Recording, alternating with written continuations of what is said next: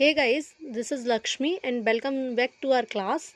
So today in this class we are going to teach you some basics about the chapter 3rd of class 10th maths, that is pair of linear equations in two variables. तो इस chapter में हम क्या पढ़ने वाले हैं?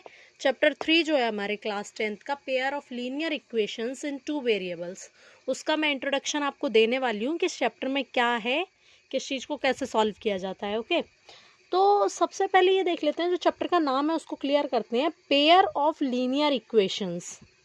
तो pair है ऑब्वियसली इक्वेशंस का. कैसी इक्वेशंस का? लीनियर इक्वेशंस का. अब लीनियर इक्वेशंस क्या होती हैं? ठीक है, तो सबसे पहले तो आपको ये पता होगा इक्वेशन में एक वेरिएबल होता है हमेशा. ठीक है, सपोज मैंने एक इक्वेशन लिखी 2x + 3 is equal to set 5. Okay, ये एक इक्वेशन मैंने लिखी 2x + 3 इज इक्वल टू 5. अब यहाँ देखना, यहाँ वेरिएबल कौन है? हमारा x. अब इस x की अगर मैं बात करूँ तो इस x की पावर क्या है, इसकी डिग्री क्या है? डिग्री मीन्स इसकी पावर कितनी है? 1. कुछ भी पावर नहीं है मतलब 1 है. तो ऐसी इक्वेशंस जिनके वेरिएबल की हाईएस्ट डिग्री 1 होती है, ऐसी इक्वेशंस जिनके वेरिएबल्स की हाईएस्ट डिग्री जो है या हाईएस्ट पावर जो है वो 1 होती है, उन इक्वेशंस को हम बोलते हैं लीनियर इक्वेशंस. उन इक्वेशंस को हम क्या बोलते हैं? Linear equations. तो ये इक्वेशन हमारी कौन सी हुई? Linear equation. ठीक है, अब ये तो बात हुई लीनियर इक्वेशन की. हाँ, इसी की जगह अगर एक की जगह इसकी डिग्री 2 हो जाए, जैसे कि एक्स का स्क्वायर होता है अगर यहाँ पे, तो ये क्वाड्रेटिक इक्वेशन हो जाती. ओके, तो लीनियर इक्वेशन सर वो होती हैं जिनकी हाईएस्ट डिग्री यानी कि highest power of the variable कितनी हो? 1 हो. अब बात करते हैं टू वेरिएबल्स. ये वाली इक्वेशन जो थी वो थी linear equation in one variable, क्योंकि इसमें एक ही वेरिएबल है, दैट इज एक्स. अब दो वेरिएबल चाहिए हमें, मतलब हम क्या क्या लेंगे? एक्स और वाई. जैसे कि मान लो एक इक्वेशन हो गई 2x + 3y + 3 is equal to 0. ठीक है, ये अगर इक्वेशन हुई तो देखो इसमें एक वेरिएबल ये है, एक वेरिएबल ये है, तो ये कितने वेरिएबल होगा? 2. तो ये हो गई हमारी लीनियर इक्वेशन. तो लीनियर ही है अभी तो, क्योंकि देखो x की पावर भी 1 है, y की पावर भी 1 है, तो इक्वेशन तो हमारी अभी भी ये लीनियर ही है. Linear equation in two variables. और इन्हीं को जब हम पेयर्स में सॉल्व करेंगे तो एक तरीके से ये देखना, इसका जनरल फॉर्म अगर हम देखें, general form of linear equation in two variable. अगर दो वेरिएबल वाली इक्वेशन का जनरल फॉर्म हम देखते हैं तो इसका जनरल फॉर्म निकल के क्या आएगा? ax, ठीक है, by और साथ में आएगा c इज इक्वल टू 0. ये निकल के आ रहा है. ठीक है, इसका मतलब क्या हुआ कि x का कुछ एक कोफिशिएंट है, y का कुछ एक कोफिशिएंट है, और एक जो हमारी है ये कांस्टेंट टर्म है. c क्या रहेगी? हमारी कांस्टेंट टर्म. बिना वेरिएबल वाली जो टर्म रहेगी वो रहेगी हमारी कांस्टेंट टर्म, उसको हम बोलेंगे दैट इज c. ठीक है, बट अब हम यहाँ पे इक्वेशंस को सॉल्व करने वाले हैं पेयर में. तो पहली इक्वेशन होगी उसमें हो जाएगा a1x b1y और c1. ठीक है, उसी तरह से दूसरी इक्वेशन होगी a2x + b2y + c2 is equal to 0. ये हो गई हमारी दो इक्वेशन. इन दोनों इक्वेशन को हम साथ में सॉल्व करेंगे तो इनको बोलते हैं pair of linear equations, that is also in two variables. Okay, अब ये देख लेते हैं इनको सॉल्व करने के कितने तरीके हैं. तो इन इक्वेशंस को सॉल्व करने के दो तरीके होते हैं. पहला होता है ग्राफिकल मेथड और दूसरा होता है अलजेब्रिक मेथड. अलजेब्रिक पे हम बाद में आएंगे.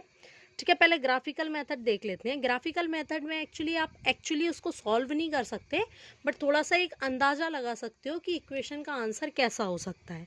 जैसे देखना, अब हम बात करें तो ये मैंने दो इक्वेशन लिख ली. ये है a1x + b1y + c1 is equal to 0, और ये मेरी दूसरी इक्वेशन है +b2y + c2 is equal to 0.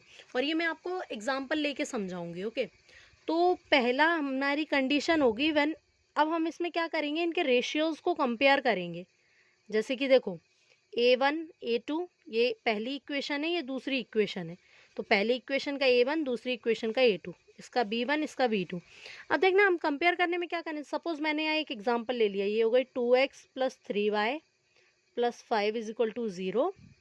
मैंने यहाँ ले लिया 3x plus 2y plus 3 is equal to 0। ठीक है, मैंने यहाँ दो इक्वेशन ले ली हैं, ये फर्स्ट इक्वेशन, ये है सेकेंड इक्वेशन। ठीक है, अब मैं इसमें अगर A1 की वैल्यू पुट करूँ तो ये हो रही है 2, A2 की वैल्यू हो रही है 3। उसी तरह से अगर B1 की वैल्यू पुट करूँ तो हो रही है 3, B2 की वैल्यू करूँ तो हो रही है 2। अब यहाँ मैंने बीच में इक्वल का साइन तो लगाया हुआ है, बट क्या ये दोनों रेशियोज इक्वल हैं? नहीं, ये रेशियोज तो इक्वल नहीं है, तो मैंने इस इक्वल के साइन को नॉट इक्वल बना दिया। दैट मीन्स मैं ये कहना चाह रही हूँ कि फर्स्ट कंडीशन हमारी वो है जिसमें हमारा A1 A2 B1 B2 के इक्वल नहीं होता है। तो जैसे आप ग्राफ जब बनाओगे तो पहली इक्वेशन के लिए एक कोई लाइन बनाओगे, फिर दूसरी इक्वेशन के लिए एक कोई लाइन बनाओगे, तो उस केस में जब ये रेशियोज इक्वल नहीं है A1 A2 और B1 B2 के, उस केसेस में लाइनें एक दूसरे को किसी एक पर्टिकुलर पॉइंट पे इंटरसेक्ट करेंगी। तो इससे हमें कंक्लूजन क्या मिल रहा है कि पहली बात तो इसकी लाइन जो होंगी वो इंटरसेक्टिंग होंगी। ठीक है, इंटरसेक्टिंग लाइंस, क्या मिलेगा? इंटरसेक्टिंग लाइंस मिलेंगी हमें। दूसरी चीज़, अब अगर इंटरसेक्टिंग लाइंस हैं तो दैट इसका मतलब क्या हुआ, जिस पॉइंट पर वो मिलती हैं वो एक सॉल्यूशन होता है उस इक्वेशन का। तो एक ही पॉइंट पे मिलेंगी, बार बार किसी पॉइंट पे तो मिलेंगी नहीं, तो इसका एक यूनिक सॉल्यूशन होगा। मतलब एक ही कोई सॉल्यूशन होगा, एक x की वैल्यू होगी और एक y की वैल्यू होगी। सॉल्यूशन का मतलब वही होता है इक्वेशन में कि वेरिएबल्स की वैल्यू होगी। ठीक है, और ऐसी लाइंस को या ऐसी इक्वेशन को हम बोलते हैं कंसिस्टेंट इक्वेशन।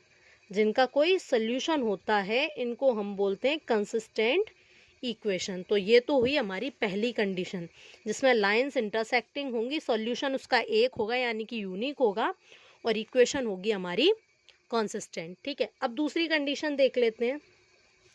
ठीक है, फिर यहाँ पे दो इक्वेशन मैं ले लेती हूँ, 2x plus 3y plus 4 is equal to 0, और मैंने यहाँ ले लिया है, यहाँ क्या ले लूँ अब मैं, चलो set 4x plus 6y plus 8 is equal to 0।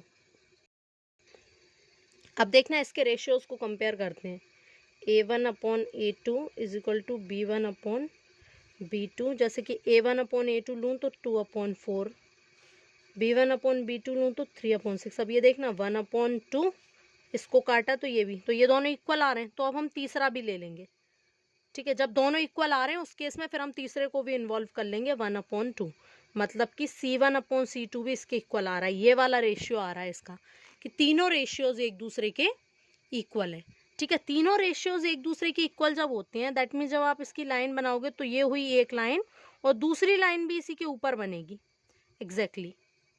ठीक है, दैट मीन्स ये लाइंस कैसी होंगी। अब इससे कंक्लूजन क्या निकलता है, पहली बात तो इसकी जो लाइंस होंगी वो कोइंसिडेंट होंगी, मतलब एक के ऊपर एक होंगी। और देखना कोइंसिडेंट है मतलब हर पॉइंट पे मिल रही हैं, और जिस पॉइंट पे दो लाइंस एक दूसरे को क्रॉस करती हैं, एक दूसरे को इंटरसेक्ट करती हैं, उसको तो हम उसका सॉल्यूशन बोलते हैं। दैट मीन्स इसके तो इनफाइनाइट सॉल्यूशंस हैं। इसके तो कितने सॉल्यूशंस हैं, इनफाइनाइट सॉल्यूशंस इसके होंगे, क्योंकि लाइन की कोई एंडिंग नहीं होती, तो ऑब्वियसली सॉल्यूशंस भी इनफाइनाइट होंगे। और ऑब्वियसली मैंने इससे पहले भी बताया था कि जिन इक्वेशंस का सॉल्यूशन होता है उन्हें हम कंसिस्टेंट इक्वेशन बोलते हैं। तो ये इक्वेशंस भी कैसी होंगी, कंसिस्टेंट इक्वेशंस। ठीक है, आई होप यहाँ तक समझ में आया होगा। अब देख लेते हैं हम इसकी थर्ड कंडीशन। अब देखिए थर्ड कंडीशन, इसके लिए मैं फिर एक इक्वेशन लिख लेती हूँ। यहाँ पे मैं 3x से स्टार्ट कर रही हूँ, 2y plus 5 is equal to 0, और यहाँ मैंने ले लिया 6x plus 4y plus 4 is equal to 0। अब इसको अगर मैं कंपेयर करूँ तो देखना A1 upon A2 is equal to B1 upon B2 is equal to, अब देखते हैं इसको नॉट इक्वल कर किसको करना पड़ेगा। तो पहला लिया 3 अपॉन 6, फिर लिया 2 अपॉन 4, तो ये तो हुआ 1 अपॉन 2, 3 1 ज़ा 3, 3 2 ज़ा 6, फिर 2 1 ज़ा 2, 2 2 ज़ा 4, और इसको C1 अपॉन C2 को अगर मैं इसमें इन्वॉल्व कर लूँ तो ये आ रहा है 5 upon 4। That means A1 A2 B1 B2 तो इक्वल हैं, बट ये दोनों इस C1 C2 के नॉट इक्वल है, मतलब इसके इक्वल नहीं है। तो इस केस में क्या होता है, इस केस में हमारी जो लाइंस हैं ग्राफ की वो बनती हैं पैरेलल। दैट मीन्स एक दूसरे को वो कभी भी इंटरसेक्ट नहीं करती हैं। तो इस केस में कंक्लूजन हमारा क्या निकलता है कि ये लाइंस जो आएंगी वो आएंगी पैरेलल। लाइंस कैसी होंगी, पैरेलल। दूसरी चीज, इनका कोई भी सल्यूशन नहीं होगा। और तीसरी चीज क्या होगी, ये इक्वेशन इनकंसिस्टेंट होंगी, क्योंकि इनका कोई सॉल्यूशन नहीं है तो ये इक्वेशन कैसी होंगी, इनकंसिस्टेंट। ओके, आई होप यहाँ तक वीडियो समझ में आ गई है। ये मैंने तीनों केस आपको बता दिए ग्राफिकल मेथड के। अब अगला है हमारा एल्जेब्रिक मेथड। इन इक्वेशंस को सॉल्व करने का अगला मेथड जो है हमारा वो है एल्जेब्रिक मेथड। एल्जेब्रिक मेथड में बेसिकली आपको 3 मेथड पढ़ने हैं। फर्स्ट है सब्स्टिट्यूशन मेथड,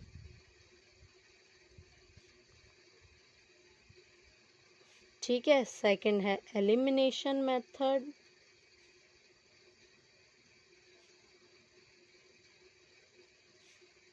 और थर्ड है क्रॉस मल्टीप्लिकेशन मेथड। ओके, ये तीनों मेथड्स आपको इसमें पढ़ने हैं।